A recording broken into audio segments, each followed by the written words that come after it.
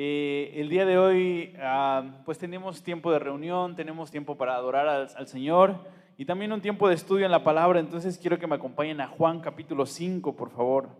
Juan capítulo número 5, y el día de hoy vamos a estar estudiando la porción del verso 1 hasta el verso 18. Juan capítulo 5 del verso 1 al verso 18. Y antes de comenzar, pues quisiera poner este tiempo en manos de Dios para que Dios nos hable y Dios tenga que decirnos algo a nuestro corazón. Vamos a inclinar nuestro rostro y vamos a orar. Bendito Dios, gracias Señor por tu palabra, gracias por la guía que nos has dejado, porque en medio de tantas voces que nos quieren dirigir, Señor, acerca de nuestras relaciones, acerca de nuestra economía, acerca de nuestra vida, acerca de lo que es más importante, pues nosotros hoy nos inclinamos a escuchar lo que tú tienes que decirnos. De manera sencilla queremos recibir tu consejo y aplicarlo a nuestra vida. Ayúdanos a entender lo que nos quieres hablar el día de hoy. En el nombre de Jesús, amén y amén. Ok, Juan capítulo 5, ¿están ahí? Perfecto. El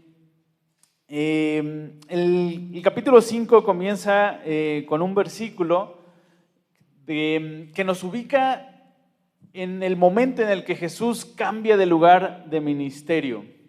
En los capítulos anteriores Jesús había estado ministrando en Galilea y ya hace 8 días vimos lo que sucedió en Galilea. Y el versículo 1 del capítulo 5 nos posiciona ahora en Jerusalén. Quiero que lo leamos. Mira lo que dice capítulo 5, verso 1. Dice: después de estas cosas había una fiesta de los judíos. ¿Y subió Jesús a dónde? A Jerusalén. Si estás tomando notas, el título del día de hoy es El poder de la gracia.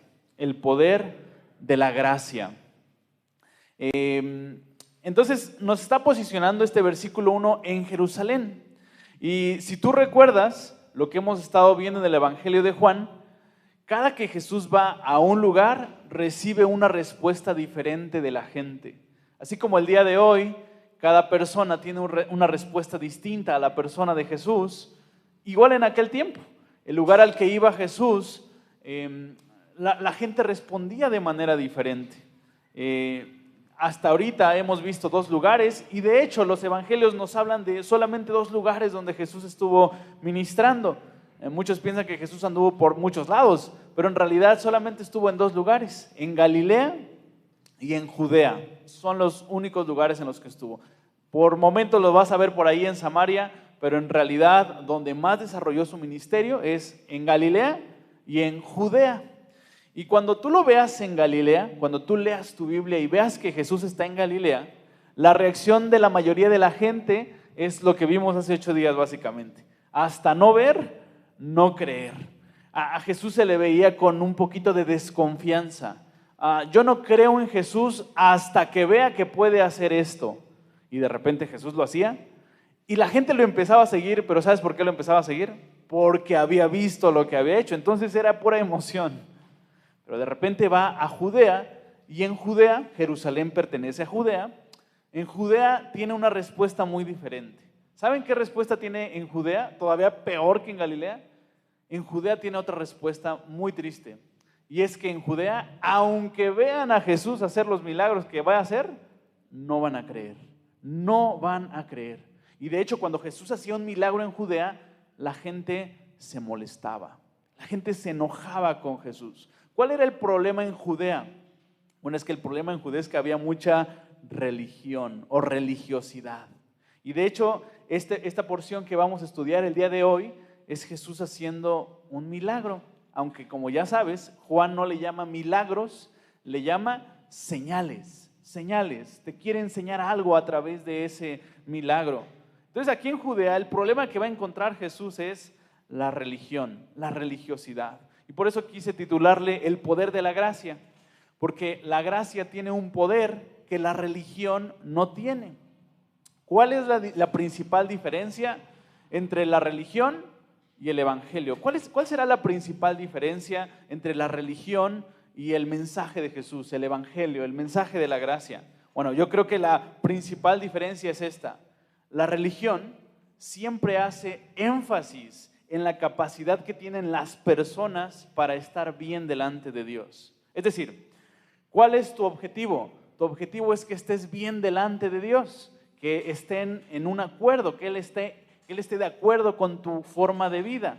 ¿Cómo lo vas a lograr? A través de tu capacidad, a través del esfuerzo humano. ¿Cómo puedo estar bien delante de Dios? Esforzándome para ser una mejor persona. Eso es lo que dice la religión.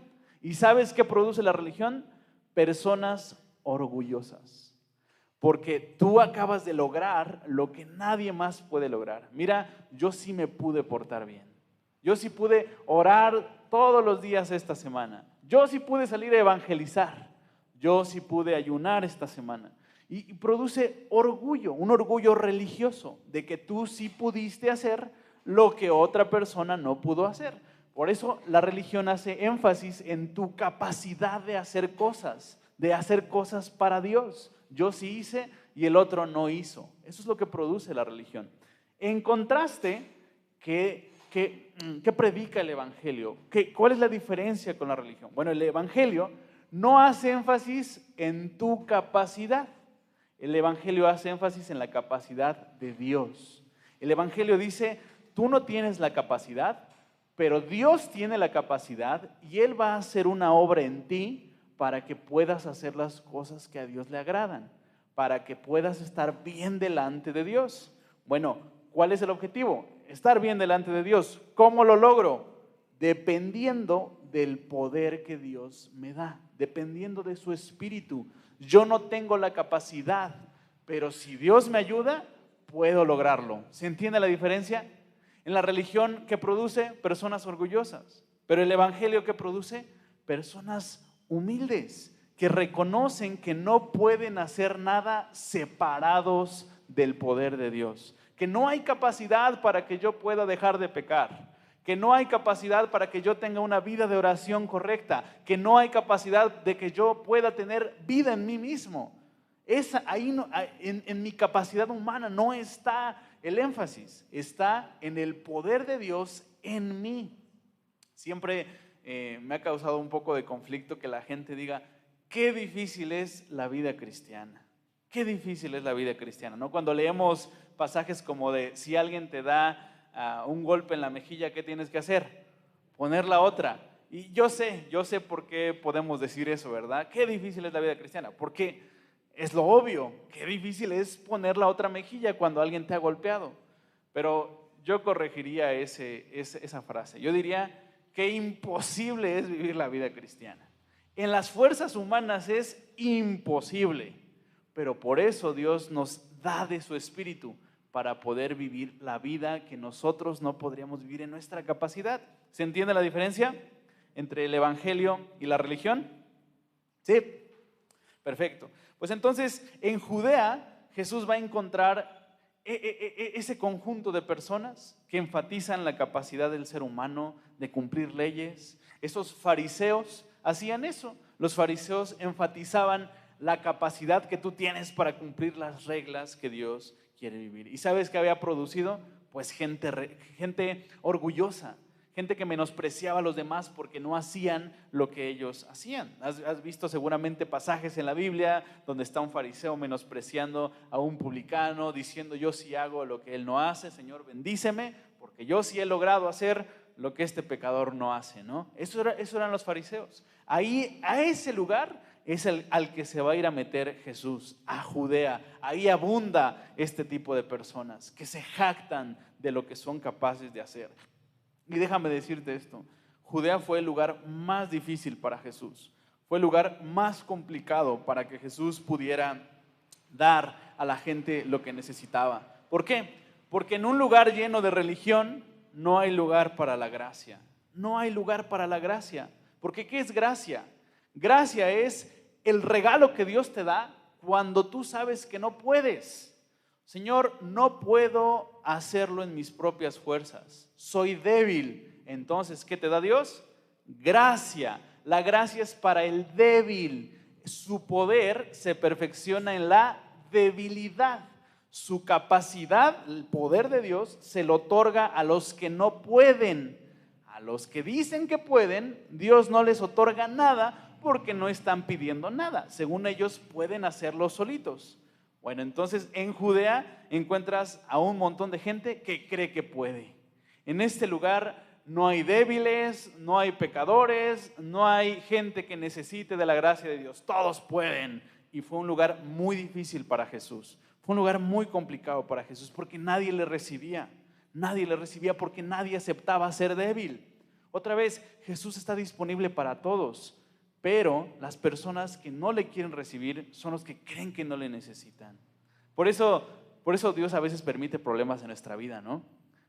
No porque se divierta viéndonos sufrir, sino porque quiere que nos demos cuenta que somos débiles. Que la apariencia de que todo lo podemos, de que todo lo controlamos, es pura apariencia. Y lo que en realidad necesitamos es su gracia. Entonces Jesús en Judea va a tener un encuentro con una persona que creía que su capacidad venía de un esfuerzo humano. Y Jesús le va a demostrar que lo único que necesita este hombre es su gracia. Entonces vamos a leerlo. Juan capítulo 5, versículo 2 dice así: y hay en Jerusalén, vamos a leer desde el verso 1 porque hay algo interesante. Dice: después de estas cosas había una fiesta de los judíos y subió Jesús a Jerusalén. Pero es interesante porque a partir del verso 2 no se va a enfocar en la fiesta.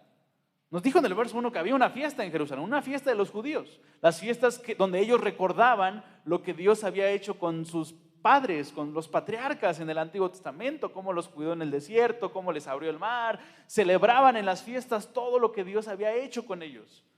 Pero dice en el verso 2, no nos ubica en la fiesta. Fíjate dónde nos ubica. Verso 2: y hay en Jerusalén, cerca de la puerta de las ovejas, un estanque, llamado en hebreo Betesda, el cual tiene 5 pórticos, 5 puertas, 5 entradas. En estos pórticos estaban acostados una multitud de enfermos, ciegos, cojos y paralíticos. ¿Qué estaban haciendo ahí? Esperaban el movimiento del agua estancada. Entonces, ¿pero quién va a esperar que se mueva el agua estancada? Pues está estancada, no se puede mover. Pues es que había una leyenda, dice el verso 4. Un ángel descendía de tiempo en tiempo, de temporada en temporada, al estanque y agitaba el agua. Y el primero de todos los enfermos que estaban ahí, el que primero descendía al estanque después del movimiento del agua, ¿qué pasaba? Quedaba sano de, ¿qué dice ahí? Cualquier enfermedad que tuviese. Verso 5. Bueno, ahorita leemos el verso 5. ¿Qué está pasando? Otra vez, nos ubica en Jerusalén, pero no hace énfasis en la fiesta que está sucediendo. La fiesta está por allá con los religiosos, con los devotos, pero la escena nos ubica en un estanque. Un estanque básicamente es un lugar de agua estancada, ¿no? ¿Qué tiene de especial este lugar? Bueno, yo lo llamaría el estanque de la esperanza. El estanque de la esperanza. Porque a simple vista parece que es pura agua estancada ahí. Pero había una leyenda. Y la leyenda, pues la leímos en el verso 4, ¿no? La leyenda decía que si tú estabas enfermo, cualquier enfermedad que tuvieses, en ese lugar tu vida podía cambiar de un instante para otro. Tu vida podía cambiar para siempre. Porque de temporada en temporada, no se sabía cuándo, solamente tal vez cada mes, cada 6 meses. De repente, en temporadas, bajaba un ángel del cielo, movía el agua y ahora sí, ahí son carreritas. El primero que llegue al agua era sanado y su vida cambiaba de un instante a otro. Puedes ver el deseo de cada uno de los enfermos que estaban ahí, de que su vida cambiara. Es decir, por allá está la fiesta. Y en este lugar hay un montón de gente que a causa de su enfermedad ha tenido una vida complicada, ha tenido una vida difícil. Piensa en un ciego. No puede tener una vida igual. Piensa en un sordo. No puede tener una vida igual. Un paralítico. Cualquiera que sea la enfermedad ha hecho que su vida sea... no ha tenido una vida normal en cierto sentido. Y ellos esperan que en un instante su vida pueda cambiar por completo. Eso es la esperanza que ellos tienen. Ahora, ¿era verdad esto que sucedía o no era verdad? Bueno, el texto no nos dice, solamente nos dice que eso es lo que se creía. No sabemos si era verdad. Solamente quiero que te enfoques en eso, ¿puedes ver el anhelo de la gente? Decir, no sé si es verdad, pero yo quiero un cambio de vida. Yo quiero una vida diferente. Ya no soporto esta vida que estoy llevando. Quiero una vida diferente. Y ese es el lugar al que Jesús quiere ir. Donde la gente quiere una vida diferente. Quiere una vida diferente. Tal vez alguien aquí pueda no estar ciego, pueda no estar paralítico, pueda no estar sordo, pero quiere una vida diferente. Bueno, ahí es a donde Jesús se presenta, donde la gente tiene un anhelo de una vida diferente. La gente está siendo capaz de buscar una vida diferente sin saber si es verdad la leyenda o no. Y creo que se asemeja mucho a la gente que nos rodea el día de hoy, ¿no? La gente quiere una vida diferente y se suma a religiones, se suma a filosofías que no sé si son verdad o no, pero yo quiero una vida diferente. Yo quiero experimentar algo diferente a lo que he vivido. A estas personas la religión no les había ayudado.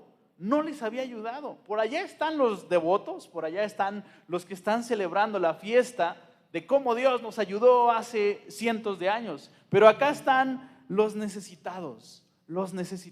Y Jesús va al lugar donde la gente anhela una vida diferente. Y yo sé que aquí la mayoría hemos experimentado una vida nueva, la vida en Jesús, pero yo creo que de vez en cuando la gente podría decir, me he estancado un poquito, así como estas personas que estaban en un estanque, y anhelo experimentar una vez más la vida que Jesús ofrece. Y ahí está Jesús. Mira lo que dice en el verso 5, ¿con quién se encontró Jesús? Verso 5 dice, y había allí un hombre que hacía ¿cuánto tiempo? 38 años que estaba enfermo. Este es el personaje con el que Jesús se va a encontrar.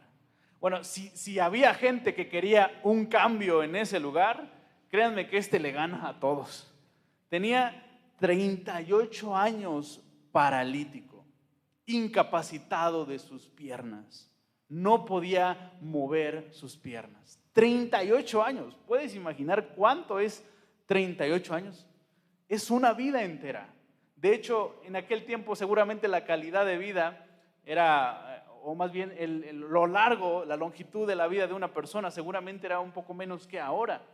Ahora piensa, 38 años es básicamente más de la mitad de tu vida paralítico. No sabemos si así nació, si tuvo un accidente de pequeño, de joven, de adolescente, pero lo que sabemos es que lleva 38 años deseando una vida distinta. Solamente quiero que nos imaginemos a este hombre incapacitado. Básicamente esta condición ha condicionado la manera en la que se relaciona con su familia, la manera en la que se relaciona con su trabajo, es decir, no puede trabajar. ¿Cómo se relaciona con su familia? Todo esto, toda su vida ha sido, por decirlo así, arruinada por esta condición en la que se encuentra. Y yo solamente quiero que veas la semejanza que esta condición que tiene este hombre tiene con el pecado. Hay una gran semejanza entre la condición que tiene este hombre con el pecado. Porque déjame decirte algo. A lo mejor podríamos leer este texto y decir, bueno, a mí, pues sí, me funciona para aumentar mi fe, saber que Jesús sanó a un paralítico. Pero quiero que veas que la Biblia siempre nos habla de que el verdadero problema no es una enfermedad. Y quiero que entendamos esto muy claro. En el cristianismo, el verdadero problema no es una enfermedad. El verdadero problema es el pecado. El pecado. En una manera de ver la vida muy materialista y muy solamente lo que veo, la enfermedad es un gran problema, ¿verdad? Pero el cristianismo, que considera no solamente lo material, sino lo espiritual, tu ser interior, no solamente que eres un conjunto de células y bla, bla, bla, se entiende que el cristianismo dice que el verdadero problema del hombre es el pecado. El pecado. Y creo que aquí podemos identificarnos, porque si esta parálisis había arruinado la vida de este hombre, según el mensaje cristiano, lo que arruina la vida de una persona es el pecado. El pecado. Así como la parálisis había arruinado la vida de este hombre, el pecado arruina la vida de las personas, la arruina por completo. Arruina su relación con su familia, arruina su relación con el dinero, arruina la relación con su mismo cuerpo, con su sexualidad. El pecado distorsiona todo lo bueno que Dios quiere darte y lo arruina.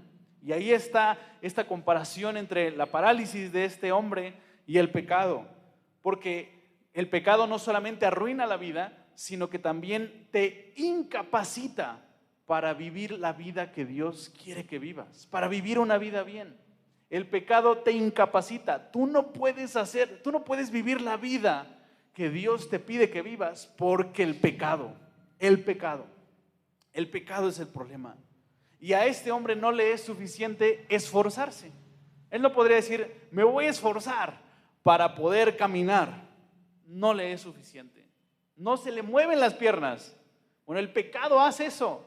El pecado incapacita a la gente para que no pueda vivir la vida correcta. ¿No te has topado con gente que dice eso? Yo sí quisiera serle fiel a mi esposa, pero no puedo. Yo sí quisiera ya no gastar más de lo que entra, pero no puedo. Yo sí quisiera comer menos de lo que debo de comer, pero no puedo. Yo sí quisiera dejar de ver pornografía, pero no puedo. Yo sí quisiera, pero no puedo. Yo sí quisiera, pero no puedo. Yo sí quisiera ser ese hombre de Dios, esa mujer de Dios, pero no puedo. Esa es la verdadera enseñanza de este pasaje. Dios se está encontrando con una persona incapacitada y Jesús le va a mostrar que la solución para él no es su esfuerzo, no es la religión, sino es el poder de Jesús en él. La gracia de Jesús en él, para que pueda estar habilitado y vivir la vida que este hombre necesitaba vivir. Entonces, este hombre, al igual que un pecador, no necesita fuerza de voluntad, ¿verdad? No necesita echarle ganas. Piensa que vas con el paralítico y le dices, ¿sabes qué? Si le echas suficientes ganas, vas a caminar. Te va a decir, lo he intentado muchas veces. Lo he intentado muchas veces. Y así nos vemos cuando aconsejamos a alguien que no puede restaurar su matrimonio, que no puede manejar su economía, y llegas y le dices, échale ganas, necesitas fuerza de voluntad, necesitas decir, ya no voy a beber alcohol, ya no voy a ir a las fiestas, ya no voy a fumar. Te podría servir para 2-3 días, pero después vas a volver a caer, porque un incapacitado no necesita fuerza de voluntad. ¿Sabes qué necesita? Un Salvador. Un Salvador. Y el cristianismo propone eso, que un pecador no necesita echarle ganas, necesita un Salvador. Piensa que te estás ahogando en el mar. Piensa que alguien desde la barca que te quiere salvar tiene de este lado un salvavidas y tiene de este lado un manual para aprender a nadar. ¿Qué quisieras en ese momento? Un salvavidas. En ese momento no quieres instrucciones, en ese momento no quieres que te digan qué hacer, en ese momento requieres un Salvador. Y eso es lo que necesita la gente cuando no está viviendo la vida que Dios quiere que vivan. Necesitan un Salvador. Y aquí está este hombre que no se puede mover, lleva 38 años y Jesús se va a acercar a él y mira lo que le va a decir en el verso 6. Cuando Jesús lo vio acostado y supo que llevaba ya mucho tiempo así, le dijo, ¿qué le dijo Jesús? ¿Quieres ser sano? 2 cosas que veo que hace Jesús en el verso 6. Número 1, y es obvio, pero está ahí en el texto, pero no quiero que pasemos por alto. Lo primero que hizo Jesús fue, lo vio. Lo vio. Y cuando tú veas en la Biblia que Jesús ve algo, no quiere decir simplemente que puso su mirada ahí, sino que lo hizo reflexionar. Jesús prestó atención a este hombre. La mirada de Jesús, ¿puedes ver la imagen? ¿Puedes ver a Jesús con dolor? Viendo la condición de este hombre, viendo el no puedo, viendo su frustración, 38 años sin poder vivir la vida que todos viven, 38 años frustrado. Y déjame decirte esto, cuando Jesús ve a un pecador, lo ve con dolor, lo ve con dolor, lo ve no solamente ve a un hombre que ha transgredido las leyes de Dios, ve a un hombre que no puede, ve a un hombre que no puede y que lo único que está haciendo es vivir la vida que le queda vivir porque no puede vivir la vida que tiene que vivir. Eso es lo que ve Jesús. Ahí está viendo a este hombre con dolor, pero después de verlo, le hacen una pregunta muy extraña, ¿verdad? ¿Qué pregunta le hizo? ¿Quieres ser sano? Ok, ¿por qué es una pregunta extraña? Porque es obvio que este hombre quiere ser sano. Aquí hay algo importante en este texto. Jesús no está haciéndole una pregunta, bueno, obviamente es una pregunta, pero déjame decirte esto, Jesús le está haciendo una propuesta. Jesús no solamente le está preguntando, ¿quieres ser sano? Y que le diga, sí, pues qué bueno porque el de allá también. No está preguntando eso. Jesús le está haciendo una propuesta. ¿Quieres ser sano? Le está proponiendo, es como si yo le dijera, yo te puedo ayudar. ¿Quieres ser sano? Yo te puedo ayudar. Esa es la manera en la que Jesús se acerca a los pecadores incapaces. Es bien importante esto, hermanos. Cuando Jesús se acerca a un pecador incapaz, yo sé, hermanos, que aquí hay gente, estamos gente, que Dios nos ha mostrado nuestra incapacidad ante ciertas circunstancias de la vida. Yo sé que aquí estamos muchos que en nuestras oraciones le decimos a Jesús, ya no puedo más. Yo no puedo hacer esto, yo no puedo enfrentar esto, yo no puedo superar esto, yo no puedo. Es una frase que en nuestras oraciones le repetimos constantemente a Jesús, no puedo. Bueno, cuando Jesús se acerca al que le está diciendo no puedo, Jesús no se acerca. ¿Qué le dijo a este hombre? ¿Quieres ser sano? ¿Te diste cuenta? ¿Cómo se acerca? Yo te puedo ayudar. Jesús no se acerca diciéndole, mira paralítico, primero tienes que cambiar y después vemos qué pasa. Jesús no se acerca al paralítico diciéndole, ¿qué hiciste para estar así? Jesús no se enfoca en su pasado, tampoco le dice, vamos a esperar a que suceda esto para que entonces puedas. ¿Cómo se acerca Jesús? ¿Quieres o no quieres? Esa es la manera en la que se acerca Jesús a una persona que le dice no puedo. Jesús no se enfoca en, ¿qué hiciste para estar así? ¿Por qué crees que no puedes? ¿Te falta echarle ganas? ¿Sabes cómo se acerca Jesús? ¿Quieres o no quieres? Así se acerca Jesús al incapaz. ¿Quieres o no quieres? ¿Quieres una vida diferente o no la quieres? Eso le está preguntando al paralítico. Sorprendentemente, la respuesta del paralítico, ¿qué hubiésemos contestado nosotros? Sí quiero, ya no puedo con esto, Señor, sí quiero. Yo no he podido, lo he intentado, pero no he podido, sí quiero. ¿Pero qué contestó el paralítico? Verso 7. Verso 7, Señor, le respondió el enfermo, no tengo quien me meta en el estanque cuando se agita el agua. Entre tanto que yo voy, otro desciende antes que yo. Jesús le hizo una pregunta y esta persona abrió todo su corazón. Todo lo que había dentro de él lo sacó en ese momento, ¿no? Como cuando le haces una pequeña pregunta a alguien y de repente ya te empieza a contar un buen de cosas que no le habías preguntado. Lo único que está haciendo es abrirte su corazón, abrirte lo que tiene adentro. Nuestras palabras testifican de lo que hay adentro de nuestro corazón. Eso es lo que dice Jesús. ¿Y qué había en el corazón de este hombre? ¿Cuál era su pensamiento? Bueno, la respuesta sencilla era, sí quiero ser sano. ¿Pero qué respondió? ¿No puedo tener una vida diferente, Jesús? Porque esto. Señor, yo no puedo. Porque esto. Si las personas me ayudaran, yo podría. Entonces, su problema, según él, era, yo no puedo porque no tengo quién. ¿Te diste cuenta? No tengo quién. Verso 7, no tengo quien me meta en el estanque. Y aparte, cuando yo quiero ir para que me agarre el milagro ahí en el agua, otro llega antes que yo. Básicamente, esta persona está enojada con las personas que tiene alrededor. Piensa que las personas que tiene alrededor no le han ayudado lo suficiente para tener una vida diferente. Él cree firmemente que su vida sería otra si otros hicieran algo por mí.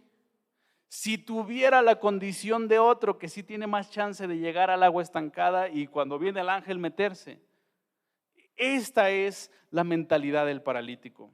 Y quiero que tengamos mucho cuidado con esa mentalidad, hermanos, porque está muy de moda esa mentalidad. La mentalidad de si los demás piensan más en mí, yo pudiera tener una vida diferente. La culpa es de los demás. Yo soy víctima de mis circunstancias. Si mis padres hubiesen hecho esto, si mi esposo hiciera esto, si mis hijos hicieran esto, si el pastor de mi iglesia hiciera esto, y estamos tratando de resolver un problema que Jesús no nos está llamando a resolver. Jesús solamente pregunta, ¿quieres o no quieres? Y esta persona es, pues sí, pero la solución estaría en que los demás piensen más en mí. Y déjenme decirles esto, hermanos. En el Evangelio, la solución no está en el esfuerzo humano, la solución no está en tener un contexto diferente, en haber tenido otro esposo, haber tenido otros hijos, estar en otro trabajo, vivir en otro país, tener otro gobierno. En el Evangelio la solución no está ni en tus fuerzas, ni en tu contexto diferente. ¿Sabes en dónde está la solución? En Jesús. En Jesús. Y en Jesús, a pesar de tu contexto y a pesar de tu condición débil, puedes experimentar una vida diferente. Ese es lo que nos está tratando de enseñar este texto. Que a pesar del contexto en el que te encuentres, Él puede darte vida. Jesús nos acerca con este paralítico preguntándole cómo ha sido su relación con los demás. Oye, ¿te han ayudado? ¿No te han ayudado? Lo único que le pregunta es, ¿quieres tener una vida diferente? Yo puedo hacerlo. Pero es que Jesús, si supieras cómo es mi trabajo, mi jefe, mi esposa, mi esposo, mis hijos, el gobierno. Jesús no está preguntando eso. Jesús lo único que le está preguntando es si quiere. ¿Y sabes qué es lo que significa gracia? Gracia significa que nunca puedes decir que es demasiado complicado. Gracia significa que nunca puedes decir que es demasiado complicado, porque tiene su gracia. Esa fue la lección que aprendió Zorobabel, no vamos a ir por allá por cuestión de tiempo, pero en Zacarías 4 hay un pasaje muy famoso. Vamos para allá, creo que sí nos va a dar tiempo. Zacarías capítulo 4, Zacarías está para atrás, es el penúltimo libro del Antiguo Testamento. Antes de Mateo está Malaquías y antes de Malaquías está Zacarías. Zacarías 4, en el versículo 6, solamente vamos a leer 6 y 7.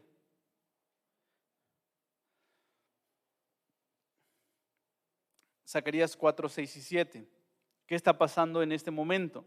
Quiero mostrarte el poder de la gracia con este pasaje, Zacarías 4, 6 y 7, que es un pasaje pues conocido. Yo sé que es un pasaje que muchos conocemos, Zacarías 4, versículo 6 y 7. ¿Qué está pasando? Bueno, Zacarías le está profetizando a un hombre llamado Zorobabel. Y Zorobabel tiene la tarea pesada, es una tarea pesada de tener que volver a reconstruir el templo que fue derribado en Jerusalén. Los babilonios tiraron el templo en Jerusalén, se llevaron cautivos a los judíos a Babilonia, después regresan a Jerusalén, pero no hay templo, no hay un lugar donde Dios se manifieste. Entonces, tiene Zorobabel la dura tarea de volver a construir. ¿Por qué es una dura tarea? Porque no hay economía y porque nadie lo está apoyando. Nadie lo está apoyando. Cada uno de los judíos que regresaron está enfocado en construir sus casas, pero el templo lo dejaron arrumbado y todos están poniendo su economía y su enfoque en sus casas, en sus propias casas. Pues Jerusalén está deshabitado. Y ahora la labor de Zorobabel es construir un templo. Y su frustración es: no voy a poder. Nadie me está ayudando y no tengo dinero. No voy a poder. ¿Qué le dice el profeta Zacarías de parte de Dios? Dice el verso 6. Entonces respondió y me habló diciendo: esta es palabra de Jehová a Zorobabel, que dice: a ver Zorobabel, no es con ejército. No lo vas a lograr con la ayuda de un ejército. No lo vas a lograr ¿con qué? Con fuerza. A ver, Zorobabel, si tú volteas a ver la ayuda que tienes alrededor, te vas a frustrar. Si tú volteas a ver tu propia fuerza, te vas a frustrar. Entonces, ¿qué tienes que voltear a ver? Sino con mi espíritu. Zorobabel, si volteas a ver la ayuda que puedes tener de los demás, te vas a frustrar. Zorobabel, tú que estás oyéndome, si volteas a ver, si esperas a que tu esposo cambie, tu esposa cambie, el gobierno cambie para experimentar la vida que Dios quiere para ti, te vas a quedar esperando. Si volteas a ver tu fuerza, te vas a quedar esperando. No somos fuertes, pero dice ahí, es con mi espíritu. Es con mi espíritu, ha dicho Jehová de los ejércitos. Y mira lo que dice el verso 7. ¿Quién eres tú, oh gran monte? Delante de Zorobabel será reducido a llanura. Y ahora el profeta pasa de decirle a Zorobabel, mira al Espíritu de Dios, y pasa ahora a hablarle a la montaña. Es una buena similitud con el problema que tiene Zorobabel, porque si tú querías atacar a un ejército y el ejército estaba en la cima de la montaña, por ejemplo, como le pasó a los judíos contra Jericó, pues tenían que subir cuesta arriba tenían que ir a atacar, y cuesta arriba es más difícil. Y le dice Zacarías a Zorobabel, ¿quién eres tú, gran montaña, que estás poniendo nervioso a mi hijo Zorobabel de que no podría? ¿Quién eres tú, gran monte? Delante de Zorobabel será reducido ¿a qué? A llanura. A llanura, ese gran problema que tú parecía que no lo ibas a poder superar si no fuera con ayuda humana, si no fuera con esfuerzo propio, será reducido a nada cuando venga el Espíritu sobre ti, Zorobabel. Él, Zorobabel, sacará la primera piedra con aclamaciones de gracia a ella. Es decir, Zorobabel va a empezar a construir el templo, y ¿sabes cuál es a la conclusión que va a llegar Zorobabel? Fue la gracia de Dios. Fue la gracia de Dios. Yo no hubiese podido si no hubiese sido por el Espíritu de Dios. No fue mi fuerza, no fue que me ayudaron acá, fue la gracia de Dios. Y aun si pude recibir ayuda, fue Dios poniendo a las personas alrededor de mí para aumentar gracia, como un medio de gracia. Pero si no hubiese sido por el Espíritu Santo, yo no hubiese logrado nada. Eso es lo que predica el Evangelio, hermanos. Y es bien importante recordarlo en este momento, porque de repente esperamos la ayuda del gobierno, esperamos ver fuerza en nosotros, pero el Evangelio nos dice que la vida nueva que podemos experimentar no viene de esas fuentes, viene de Jesús, de su Espíritu en nosotros. Esa es la única manera en la que podemos experimentar una vida nueva. Entonces, gracia significa que nunca vas a poder decir que es demasiado complicado, porque tiene su gracia. Oh, Señor, esta situación en la que me pusiste es muy complicada. Tienes mi gracia. Oh, Señor, esta situación me has abandonado. Claro que no, tienes mi gracia. Oh, Señor, esta situación, no tengo lo necesario para enfrentar esta situación. Tienes mi gracia. Señor, es que me hace falta dinero. No te hace falta nada. Yo soy tu pastor y nada te faltará, porque tienes mi gracia, y la gracia todo lo puede hacer. Quiero que veamos en Juan capítulo 5, para terminar, qué fue lo que sucedió con este hombre cuando Jesús le dio su gracia. Juan 5:8 dice, en Juan 5:8, Jesús le dijo, levántate, toma tu lecho y anda. Y al instante, lo que él quería, una vida nueva, al instante aquel hombre fue sanado después de 38 años y tomó su lecho y anduvo. Y nos deja una notita ahí Juan, que va a ser importante para los versos que siguen. Y era día de reposo aquel día. Es interesante cómo Jesús hace este milagro, porque Jesús le está dando una orden a este hombre que rebasa su capacidad. ¿Te diste cuenta? ¿Cómo le puedes decir a un paralítico, levántate? No puede, no puede. Pero atención con esto. Ahora el movimiento de este hombre no va a provenir de su propio esfuerzo. Ahora va a provenir de la palabra de gracia que Jesús acaba de decir. Se va a poder mover, pero no porque dijo yo puedo, sino porque Jesús pronunció levántate. La palabra de gracia de Jesús hizo que este hombre pudiera hacer lo que no podía hacer. Porque otra vez, todo lo que necesitas es su gracia. Entonces yo te quiero animar, si estás enfrentando una situación que ya rebasó tu capacidad, lo único que necesitas es la gracia de Jesús. A veces hemos entendido la gracia como solamente Dios me va a perdonar todos los pecados que haga, porque Él es lleno de gracia, ¿verdad? Bueno, gracia no solamente es perdón, gracia es poder, gracia es capacidad. Cuando Dios te da gracia, puedes hacer lo que Él te pidió hacer. Entonces aquí vemos a Jesús declarando su palabra de gracia y este hombre pudiendo enfrentar, pudiendo superar aquello que durante 38 años no podía superar. Y espero que el Espíritu Santo te esté ayudando a aterrizarlo de manera práctica. En situaciones en donde no has podido, hábitos que no has podido vencer, situaciones familiares que tal vez problemas que estás enfrentando y dices, ¿cómo voy a superar esto? Esto ya rebasó mi capacidad, me estoy poniendo ansioso, mi cuerpo ya me está reclamando, estoy muy nervioso, necesitas su gracia. Lo único que necesitas es su gracia. Recibe su gracia. Dice el apóstol Pablo, estaba enfrentando una situación, 1 Corintios 12, vamos por allá de una vez, 1 Corintios 12, y con esto ya estamos casi a punto de terminar. 2 Corintios 12, perdón. 2 Corintios 12,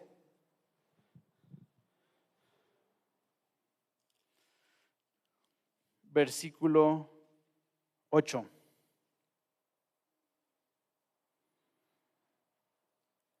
En 2 Corintios 12:8, el apóstol Pablo nos habla de una situación que ya ha rebasado su capacidad. Así como tú y así como yo a veces enfrentamos situaciones en la vida que rebasan nuestra capacidad, el apóstol Pablo también lo enfrentó. Y de hecho en el verso 8 nos dice que le había pedido a Dios que le quitara esa situación. Dice en el verso 8, respecto a lo cual 3 veces he rogado al Señor que ¿qué? Que lo quite de mí. Ya rebasó mi capacidad, Señor, quítalo de mí. ¿Y sabes qué le dice Dios? Y me ha dicho, bástate mi gracia. No voy a quitarte de esta situación, te voy a dar gracia para que la superes. Porque lo único que necesitas es mi gracia. Bástate mi gracia. Pero fíjate aquí, lo que sigue es bien importante, porque tú dices, bueno, ¿y cómo experimento la gracia? Aquí dice, porque mi poder se perfecciona, ¿en dónde? En la debilidad. ¿Cómo puedes experimentar la gracia de Dios? Reconociendo tu debilidad, tu dependencia de Dios. Decir, Señor, no puedo, me ha rebasado. E ir constantemente en oración a decir, Señor, dependo de ti, ayúdame, es una situación que ya me ha rebasado, lléname de tu gracia, necesito de ti, Espíritu Santo, ven sobre mí, ora, cántale, llénate del Espíritu Santo. Y ese gran monte, como había sido para Zorobabel, va a ser reducido a una llanura. ¿Y a qué conclusión llegó Pablo? Por tanto, de buena gana me gloriaré más bien en mis debilidades. ¿Por qué? Para que repose sobre mí el poder de Cristo. El poder de Cristo. Otra vez, si tú no reconoces tu debilidad, no vas a poder experimentar la gracia de Dios. No, el mensaje cristiano no es yo puedo, es Dios puede y puede hacerlo en mí. Terminamos con Juan capítulo 5, los últimos versículos los leemos de manera muy rápida porque básicamente tienen que ver con la porción que sigue, pero bueno, eso lo vamos a ver dentro de 8 días. En el capítulo 5, verso 9, terminó esta pequeña nota Juan diciéndonos que el día que Jesús hizo esto, ¿qué día era? Día de reposo. ¿Por qué Juan nos deja esta nota? Me encanta Jesús, porque Jesús hace todo a propósito. Por eso Juan le llama señales, porque Jesús tenía un objetivo al hacer este milagro. Tenía un un deseo de confrontar algo en su cultura. ¿Por qué Jesús hizo este milagro en día de reposo? Lo hizo a propósito, porque quiere confrontar la religiosidad de los judíos. De hecho, cuando le dice a este hombre que se levante, le dice una instrucción muy peculiar: toma tu lecho y anda. Y tomar su lecho es básicamente esa camilla donde estaba recostado. Entonces lo que va a hacer este hombre cuando se levante es tomar esa camilla donde estaba recostado y llevársela. Cuando los fariseos lo vean, o sea, a ver, ¿tú qué harías si ves a un hombre que tiene 38 años que no ha caminado y de repente lo ves caminando? Pues dices, órale, ¿qué te pasó? Yo siempre te había visto tirado, ¿ahora cómo es que estás caminando? Bueno, los fariseos, esa no fue su sorpresa, ¿ok? Su sorpresa fue: ¿cómo estás llevando una carga en día de reposo? Eso es un religioso, ¿no? Un religioso es eso.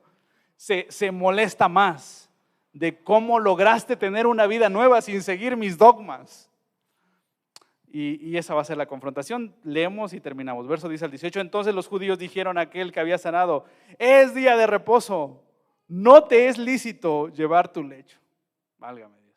Verso 11, él le respondió: pues yo ¿qué? Pues el que me sanó, él mismo me dio esa indicación: toma tu lecho y anda. Entonces le preguntaron: ¿quién es el que te dijo toma tu lecho y anda? ¿Quién se le ocurrió a hacer semejante ruptura de la ley? Verso 13, y el que había sido sanado no sabía quién fuese, porque Jesús se había apartado de la gente que estaba en aquel lugar. Después le halló Jesús en el templo y le dijo: mira, has sido sanado. ¿Qué dice ahí? No peques más, para que no te venga alguna cosa peor. No toda enfermedad es consecuencia del pecado, de un pecado específico, pero esta sí había sido consecuencia. Parece ser que su parálisis había sido consecuencia de un pecado que había hecho. Por eso Jesús le dice: ni se te ocurra volver al pecado, porque te va a venir algo peor. El mensaje que le está diciendo Jesús es: no sigas pecando, porque el pecado te destruyó. El pecado te destruyó. Entonces Jesús le está diciendo: hay peores cosas que la enfermedad, amigo. Es el pecado. Es el pecado. Tú piensas que la enfermedad, yo no podría vivir con una enfermedad. No sabes lo que es el pecado todavía. Verso 15, el hombre se fue, seguimos con esta discusión con los judíos, y dio aviso a los judíos que Jesús era el que le había sanado. Y por esta causa, los judíos, ¿qué dice ahí? Perseguían a Jesús y procuraban matarle. Entonces, ¿por qué querían hacer eso? Porque hacía estas cosas, ¿cuándo? En el día de reposo. Y solamente quiero terminar con este concepto. Jesús les respondió: mi Padre hasta ahora trabaja y yo trabajo. Para mí nunca es día de reposo si se trata de darle una vida nueva a alguien. La religión no regula que yo pueda darle vida nueva a alguien. Verso 18, por eso los judíos aún más procuraban matarle, porque no solo quebrantaba el día de reposo, sino que también decía que Dios era su propio Padre, haciéndose igual ¿a quién? A Dios. Si alguien te dice Jesús nunca dijo ser Dios, ese es un buen texto para que podamos entender lo que la gente entendía que Jesús estaba diciendo. Jesús estaba diciendo: yo soy de la misma naturaleza que Dios. Dios tiene un hijo y yo soy su hijo. Y no lo decía como nosotros lo decimos, somos hijos de Dios, ¿verdad? Que somos hijos de Dios, pero no de la misma categoría que Jesús. Jesús es de la misma naturaleza divina de Dios. Entonces Jesús está diciendo: yo soy de la misma naturaleza de Dios, yo soy Dios. Eso le entendían los judíos. Y Jesús no les decía: no, yo no quería decir que soy Dios. Yo nada más quería decir que pues me llevo bien con Él. No decía eso. Jesús reconocía: ¿me están entendiendo que me estoy haciendo igual a Dios? Me están entendiendo bien. Jesús siempre reconoció ser Dios, tener la autoridad. Bueno, quiero terminar con esto del día de reposo, con este concepto, porque el día de reposo era este día que Dios había establecido para el hombre, para que disfrutara de él y de su creación. El hombre en el séptimo día de su semana, por así decirlo, iba, o en el primer día, bueno, es un relajo ¿no? Pero bueno, no me voy a meter en el día de reposo y todo eso. Pero en el séptimo día de la creación, el hombre tenía que disfrutar de Dios y disfrutar de lo que había creado. Bueno, los líderes religiosos en Judea habían agarrado el día de reposo y habían hecho una regulación tan minuciosa. Dios nada más había dicho, reposarás el séptimo día. Pero los religiosos habían agarrado ese mandamiento y le habían metido una regulación tan detallada, que no se puede hacer, que sí se puede hacer, cosas que Dios nunca dijo, pero que ellos quisieron regular. Bueno, cuando veas que Jesús violó el día de reposo, no estaba violando el mandamiento de Dios, ¿ok? Estaba violando las regulaciones de esos hombres que decían, no puedes caminar más de 1 kilómetro, no puedes llevar una carga más de 3 kilos, o bla, bla, bla. Cosas como esas. Y esto de llevar esto de llevar una carga, era parte de las regulaciones de los líderes religiosos. Y eso es lo que estaba quebrantando Jesús. Y estos hombres se enojaron, porque habían quebrantado las regulaciones que ellos habían hecho. Y eso siempre hace la religión. Lejos de darte descanso, te da más carga, más carga. Y Jesús dice, yo estoy trabajando, no me impidan trabajar, no me impidan darle a la gente la vida nueva que necesitan. Y a partir de ahí el verso 19 va a empezar un discurso de Jesús diciéndoles por qué la religión no tiene autoridad sobre la autoridad que Él tiene. Pero eso pues lo vamos a ver la próxima semana. Entonces yo solamente quiero terminar con esto, hermanos, animarles a entender que si estamos enfrentando una situación complicada que nos ha rebasado, lo único que necesitamos es su gracia, que Jesús no nos halle como halló el paralítico, ¿no? Que te diga, ¿quieres que te ayude? ¿Quieres ser sano? Y nosotros, pues es que nadie me ayuda, ¿no? No, decir, sí quiero recibir tu gracia, necesito tu gracia para esta situación. Oramos para que Dios nos dé su gracia. Bendito Dios, aquí estamos porque enfrentamos situaciones en esta vida que rebasan nuestra capacidad de hacer las cosas. Señor, enfrentamos situaciones que rebasan nuestra sabiduría, nuestra fuerza, que rebasan, Señor, nuestra capacidad de enfrentar ese problema. Y tú no nos exiges más esfuerzo, tú solamente nos pides depender de ti, acercarnos a ti como se acercó Zorobabel, como se acercó el apóstol Pablo, a decir, Señor, no podemos.